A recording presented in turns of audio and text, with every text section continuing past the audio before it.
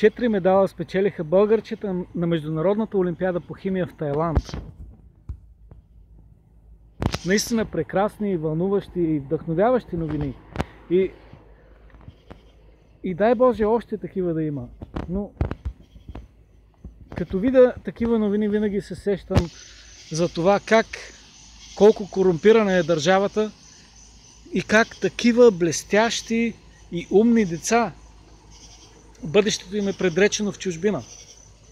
Те нямат тези деца, ако продължат във същия дух и се образоват и станат истински образовани специалисти, те ще искат реализация. Те няма да приемат да живеят под бутуша на организираната престъпност и да си броят стотинките, докато мародери и убийци да ги тъпчат.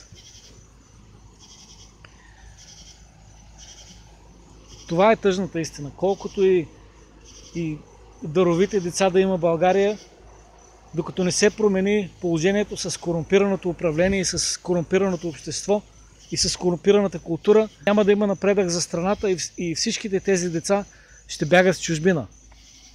И ще живеят цял живот нещастни, защото не могат да бъдат в родния си дом, да се реализират в родния си дом при близките си, при братите и сестрите си, при майките си и при бащите си.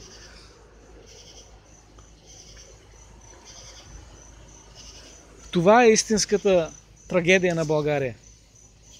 Истинската трагедия на България е, че има огромен потенциал, а е заставена да съществува под най-ниския възможен знаменател. Защото този най-нисък възможен знаменател е най-агресивният и най-жестокият. Не защото е най-умният. Ако се осигури възможност, ако се осигури стабилна обществена среда, ако се осигури общество, в което се спазват законите и няма корупция, или поне корупцията не е такава дребнава,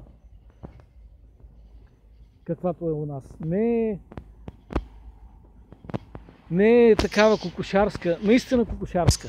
Просто е жалка картинка как такива дребни кокошкари, престъпници владеят страната, защото никой не смее да им се опълчи.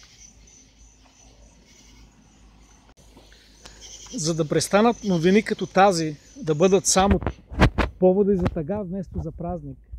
Защото това е един повод за тъга.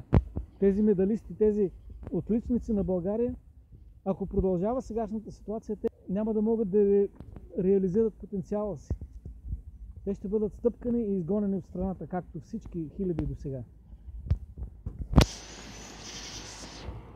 Единственият начин това да се промени е да се сложи край на корупцията. Какъв е смисълът от образование и възпитание, от развиване на интелект и способности, когато в реалния живот няма място за такива хора в България? Просто няма място. В реалния живот хора като тези отиват в чужбина, където способностите им се дава възможност за проява. Единствената възможност за проява в България е корумпираност и жестокост. Мутри и дребни чиновници управляват страната с рушвети, с безчестие, с безочие и с абсолютна липса на патриотизъм. Какъв е смисълът тези деца да учат и да се развиват и да обикалят и да прославят България по света? Единствената реална полза от всичко това е да се легитимира една държава, в която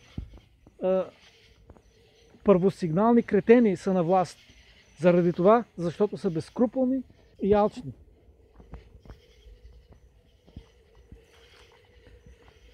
Не знам какво е решението.